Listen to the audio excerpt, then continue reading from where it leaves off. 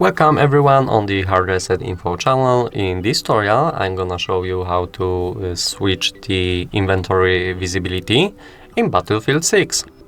Enjoy!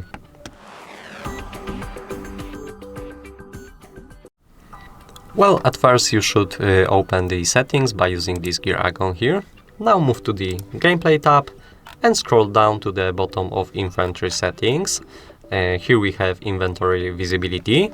You can switch it to three different options. You can show it all the time.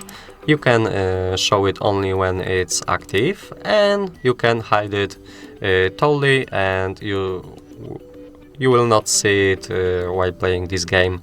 Of course, it depends on your preferences and how you like playing the FPS games, like this one.